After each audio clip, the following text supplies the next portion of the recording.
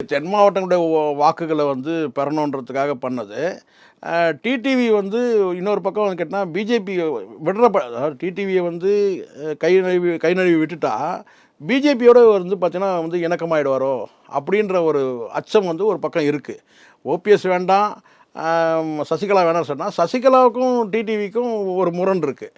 அந்த சூழ்நிலை இருந்தால் டிடிவி வேணால் கூட நம்ம சேர்த்துக்கலாம். ஏன்னா தென் மாவட்டங்களுடைய வந்து வாக்குகளை பெறணும் இல்லையா?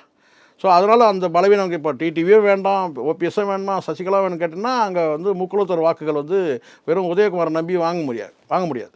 ஸோ அதுக்காக என்ன கேட்டால் டிடிவி வேணாலும் சேர்த்துக்கலாம் அப்படின்னு நினைக்கிறாரு. இன்னொரு தந்திரம் இருக்குதுன்னு கேட்டிங்கன்னா பிஜேபி பக்கம் போயிடக்கூடாது, டிடிவி போனால் இவங்களுக்கு வந்து இன்னும் வந்து வலிமை குறையும் அப்படின்னு தான். நயினார் நாகேந்திரனை வந்து அங்கே வந்து தலைவராக கொண்டு வந்ததுலேயே வந்து பார்த்திங்கன்னா வந்து எடப்பாடிக்கு ஒரு சரிவு தான். ஏன்னா தென் மாவட்டங்களில் வலிமையாடுவார்.